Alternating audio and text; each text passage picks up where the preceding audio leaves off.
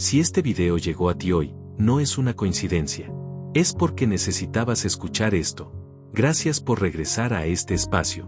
Si te has perdido este viaje, te invito a ir a mi perfil para buscar los videos anteriores. Hoy seguimos con el capítulo 7, el peso de las rejas. Prepárate, porque el viaje continúa. Capítulo 7, el peso de las rejas. Hay mundos dentro del mundo que uno nunca imagina hasta que los ve con sus propios ojos. Y cuando los ve, ya no puede olvidarlos.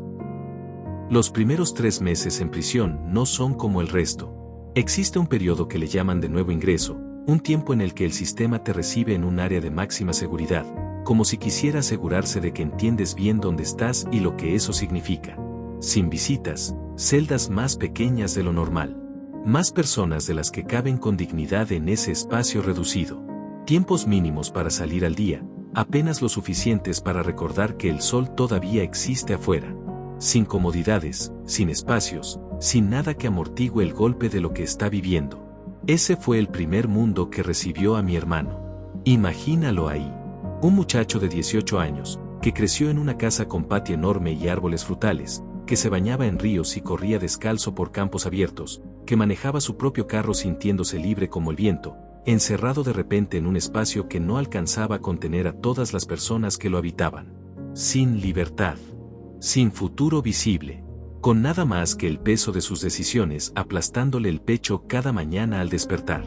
Ese fue el golpe en la cara que la realidad le dio. No como metáfora.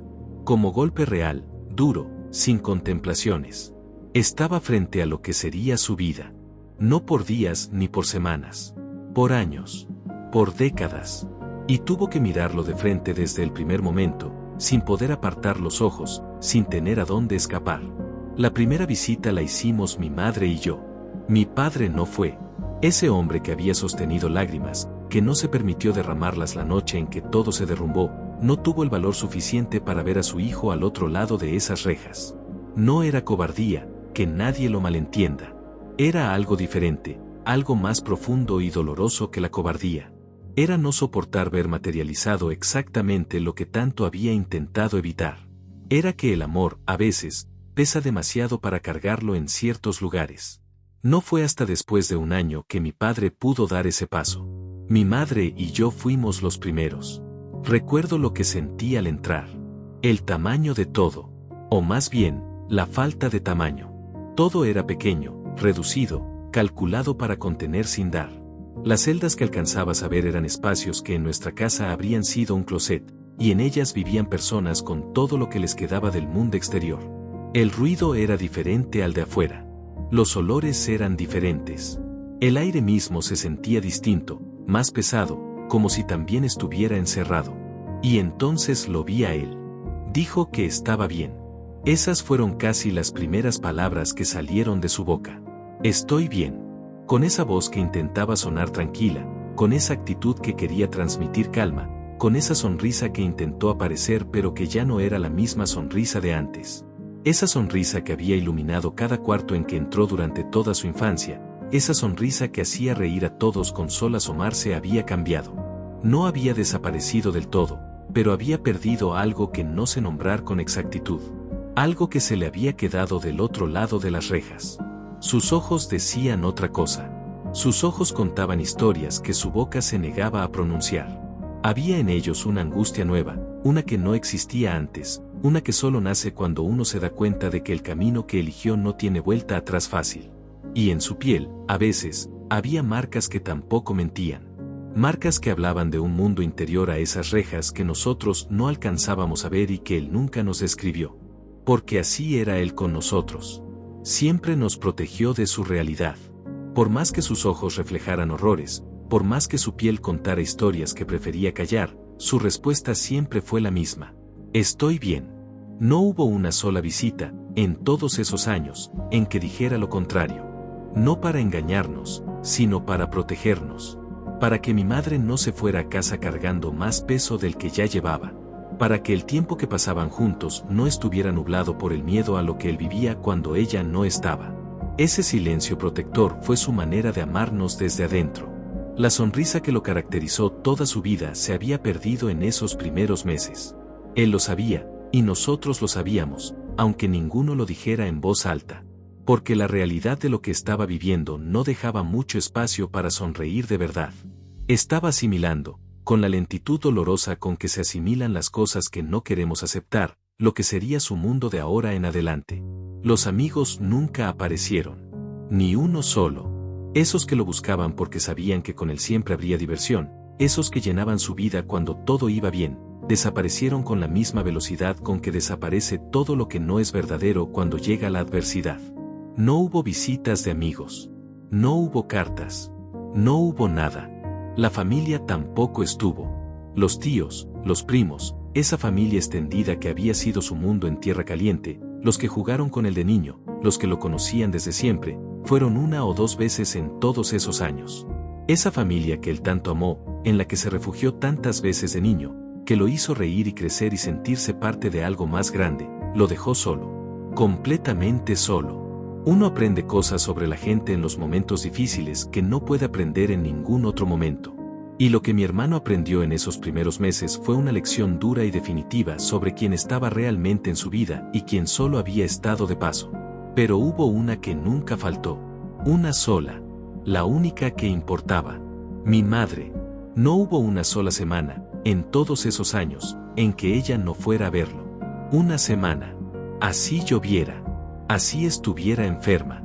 Así el cuerpo le pidiera descanso y el alma le pidiera un respiro del dolor de cruzar esas puertas y dejar a su hijo al otro lado. No hubo excusa ni motivo ni circunstancia que pudiera más que su amor. Cada semana, sin falta, ahí estaba ella. Y cada semana, sin falta, llevaba lo mismo. Un taquito de frijoles. Esos frijoles que él había amado desde niño, que olían a la cocina de tierra caliente, a las tardes de infancia, a todo lo que había sido su vida antes de que todo se torciera. Mi madre los preparaba con las mismas manos con que los había preparado siempre, con ese amor silencioso que no necesita palabras porque se mete directo al alma por el estómago. No sé si sabían igual que antes. Creo que él tampoco lo sabía con certeza. Pero los comía. Y en ese momento, en ese espacio pequeño y ruidoso y ajeno, algo de la casa de su infancia llegaba hasta él. Algo del jardín de mi madre, del chapoteadero en el patio, de las tardes de videojuegos, de todo lo que fue antes de que todo cambiara. Un taquito de frijoles. Tan simple, tan inmenso. Nunca lo vi llorar. En todos esos años de visitas, en todos esos momentos en que cualquier persona hubiera tenido razones más que suficientes para derrumbarse, nunca lo vi llorar. Sí lo vi triste. Demasiadas veces. Con esa tristeza quieta y profunda que no hace ruido pero que lo llena todo, que se instala en los ojos y en los hombros y en la manera en que uno se sienta y respira. ¿Cómo sobrevivió emocionalmente esos primeros tiempos? Nunca lo supe con certeza. Era reservado con sus sentimientos de una manera que yo siempre respeté, aunque a veces me doliera.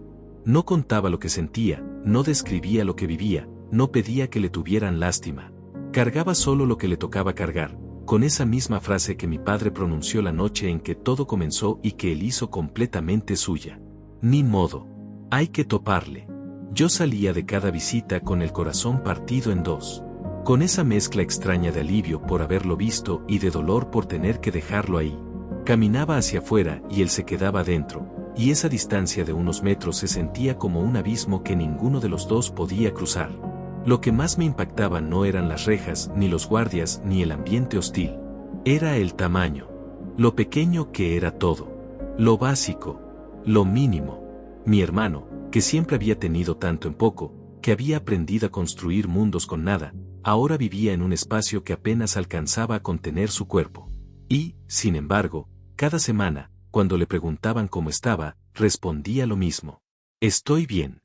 Nunca supe si lo decía para convencernos a nosotros o para convencerse a sí mismo. Quizás las dos cosas. Quizás en ese espacio tan pequeño, aferrarse a esas dos palabras era la única forma de mantener en pie algo que se sentía a punto de caer. Estoy bien. Y mi madre lo miraba a los ojos, y él le sostenía la mirada, y ella sabía que no era completamente verdad, y él sabía que ella lo sabía, y aún así ninguno de los dos decía nada más. Porque a veces el amor más grande no es el que pregunta, sino el que sabe cuándo quedarse callado y simplemente estar. Ella estaba, cada semana, con sus tacos de frijoles y su amor que no conocía rejas. Eso fue suficiente para que él siguiera de pie. Mañana 7 de la tarde. Capítulo 8. Aprender a sobrevivir. Gracias.